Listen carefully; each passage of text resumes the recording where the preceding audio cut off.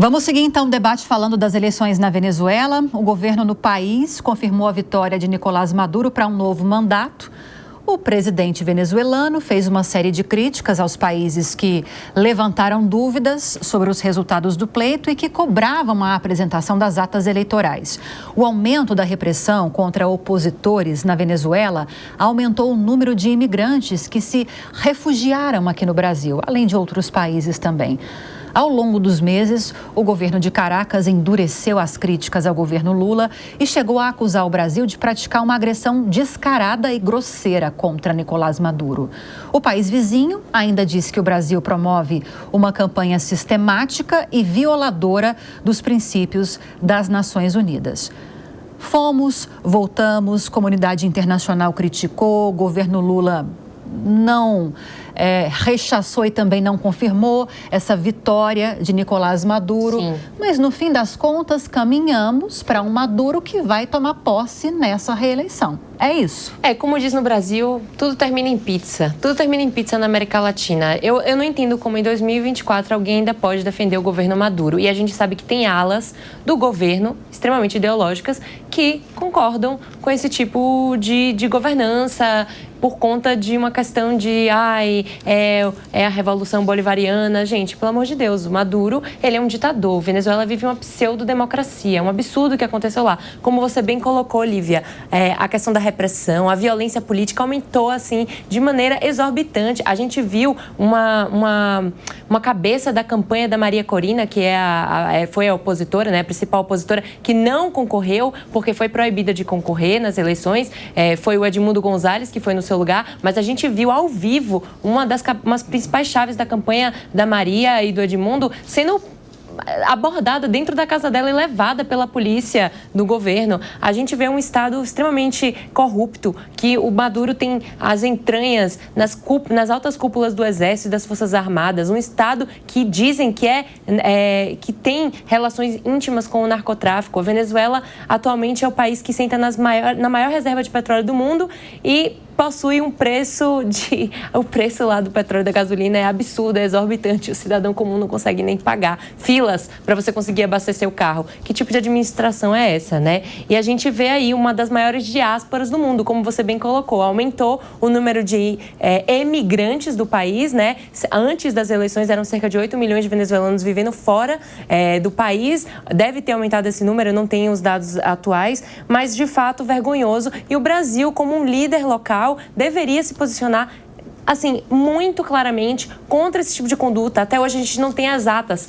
Foi uma enrolação danada a gente pedindo essas atas para comprovar, de fato, se Maduro havia ganhado ou não. A oposição declarando fraudes. Então, assim, e o mundo assistindo isso, de certa maneira, de braços cruzados, porque por conta da questão da soberania, do princípio da soberania no direito internacional, nada pode ser feito efetivamente. A gente assiste um país que tem um potencial incrível morrer aos poucos. Na perspectiva do direito internacional, eu sei que não é o seu foco, mas você tem muito mais noção do que a gente para falar sobre isso. É isso que a Maria falou, não há muitas possibilidades para brecar o avanço de um regime como esse na Venezuela? Haveria possibilidade, sim. Eu acredito que isso mostra um fracasso retumbante da diplomacia mundial, dos órgãos internacionais, não só na Venezuela, como em vários outros países, Israel, Ucrânia. Infelizmente, a nossa diplomacia internacional não consegue resolver o mínimo desses problemas. Nesse caso da Venezuela, me parece que houve e poderia existir sanções internacionais. Já existem, então, já existem, mas poderia existir sanções relacionadas a esse ponto. São sanções polêmicas, porque muitas vezes afetam a própria população, né? Mas me parece que numa reunião para delimitar essas sanções, o Brasil se absteve e precisava da votação de todos. Então, isso também provocou, ainda que indiretamente, um apoio ao que vem acontecendo na Venezuela.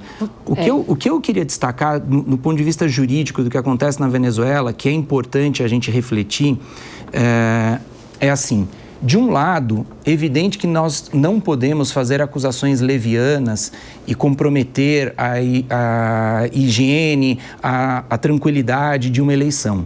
De outro lado, É importante que a população tenha a liberdade de expressão, de criticar, de se revoltar, de cobrar o resultado das eleições de forma limpa, e que isso sirva de um alerta para que haja um equilíbrio muito grande aqui no Brasil, depois, na hora que quiserem controlar ou regular o que a gente chama de fake news.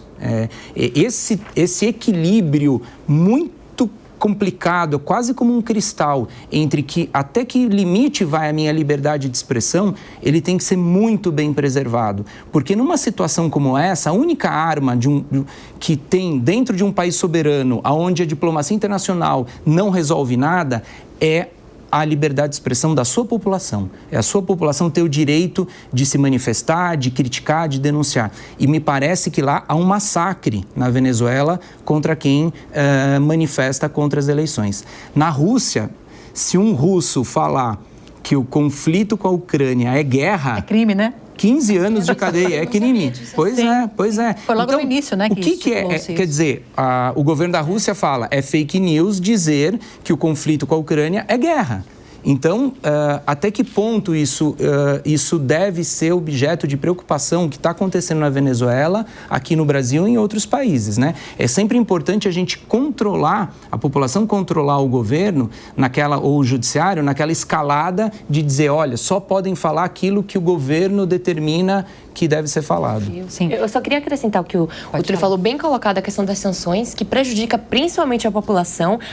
No início do ano, teve o Acordo de Barbados, que foi um tratado que foi feito porque a Venezuela ia se comprometer com eleições transparentes e mais limpa, e não foi o que ocorreu. Então, diante desse acordo, os Estados Unidos elevou algumas sanções no país, aliviou, né, a questão, mas, de fato, se mostra um regime, esse regime das sanções, ineficiente, porque, aparentemente, esses ditadores, eles dão risada do que acontece com a governança global. É nesse ponto que eu quero te ouvir, Bruno. Eu estou com um levantamento aqui de um instituto de pesquisa americano, levantamento que foi publicado na época das eleições, no meio do ano, pela revista Exame. Tem muitos números, mas eu quero destacar 2 percentuais aqui. 27% da população quer sair do país, por razões óbvias, a gente está discutindo aqui, e 68%, na ocasião, pode ser que tenha piorado, tem dificuldade em comprar comida. Então, é uma parte muito significativa da população que está na linha da pobreza ou abaixo da linha da pobreza. Essa questão que a Maria levantou de que alguns ou um dos mecanismos internacionais para tentar frear o avanço dessa ditadura seria a aplicação de sanções, não tem se mostrado até então eficiente para resolver a vida da população, pelo menos. E parece não afetar tanto as lideranças políticas. Será que eles estão rindo, como disse agora, Maria? Na perspectiva econômica, eu queria uma análise de tudo isso. É que, no fim das contas, a população está sendo reprimida, né, na sua opinião, enfim, a própria pesquisa, né, enfim, quantos % da população querem sair, né, e quantos % já saiu. E justamente quem sai primeiro, né, quem foge primeiro de um país, normalmente é quem estudou mais, quem tem mais condição. E vão sobrando os retardatários, normalmente os mais pobres, quem tem mais dificuldade. Enfim, é uma situação insustentável, né, do ponto de vista de uma não democracia, né? Mas, de fato, o que os outros países podem fazer em volta é aplicar sanções, né? Qualquer escalada militar, acho que também não faz sentido, né? Também é uma agressão. E a ideia, né, com essas sanções é, enfim, pressionar o governo ou uma revolução popular, enfim, militar ou o que seja, para uma troca de governo. Acho que não tem muito mais saídas, né, que não sejam essas econômicas, essas sanções, né, e que a gente sabe que pode acabar durando por muito tempo, né? Cuba vive nessa situação há muito tempo. Rússia agora, nesse mesmo caso, enfim... Mas com apoio forte da China consegue sobreviver bem, né? Exato. Com apoios-chave, né? Sim. Acho que consegue. E nesse sentido, a Venezuela consegue se alinhar, né, com outras ditaduras, né, enfim, que minimamente sustentam ali uma condição mínima, uma vez que ele já conseguiu reprimir, né, boa parte da opinião pública, da mídia, enfim, dos jornalistas da região. Então, isso se sustenta. Bruno, desculpa, você falou sobre as sanções comerciais e não uma intervenção militar. Tomara, Deus queira, que não haja necessidade nunca disso. Mas nós temos casos recentes aqui no continente americano de necessidade de intervenção militar, como o Haiti, por exemplo. Então, a depender da situação, infelizmente, chega ao ponto de que as sanções comerciais não se fazem mais úteis e acaba escalando para a necessidade de intervenção militar. Certamente, certamente. A gente tem vários exemplos que já aconteceram, né, nesse Exatamente. sentido, e que houve, de fato, uma melhora posterior depois dessa invasão militar. O Haiti ainda O Haiti ainda não é o exemplo.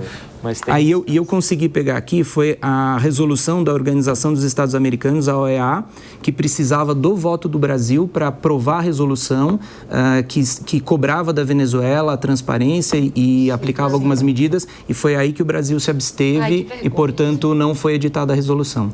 Tem um simbolismo negativo internacional muito forte, mas ainda que tivesse aprovado também, o efeito prático de uma resolução como essa não teria força para derrubar um regime, né? O que você pensa sobre isso?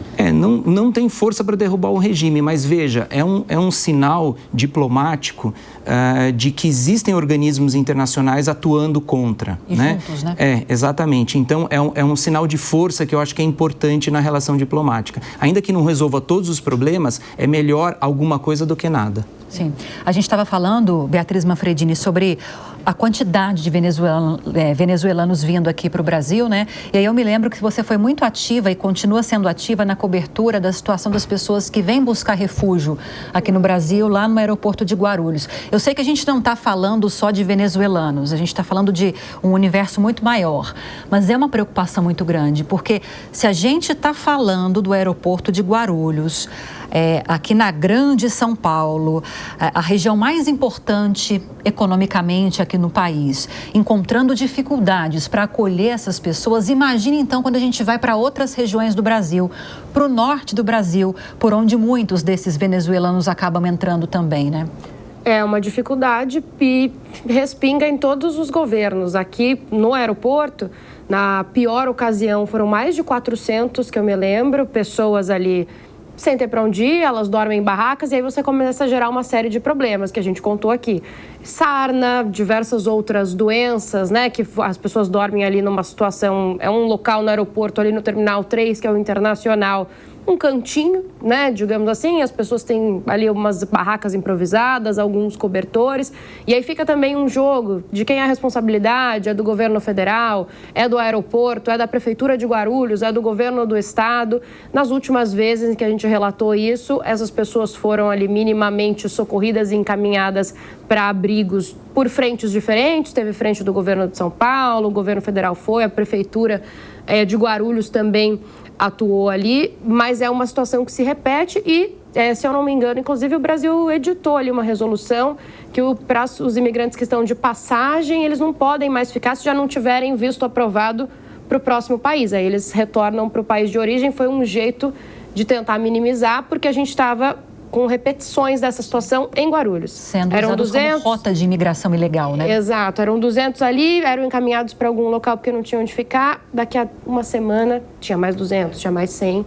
Então, foi essa resolução recente, né, do meio do ano, se não me engano. A Operação Acolhida é um exemplo de acolhimento dessa população, e aí focando nessa questão dos venezuelanos, com uma presença muito forte no norte do Brasil, mas não é fácil, porque principalmente para aqueles estados que recebem essas pessoas, imediatamente, quando há esse fluxo migratório, há muitas dificuldades de acolhimento, geração de emprego para essas pessoas, sem deixar de atender a população que mora naquela região, atendimentos de saúde, as questões sociais preocupam muito nessa questão.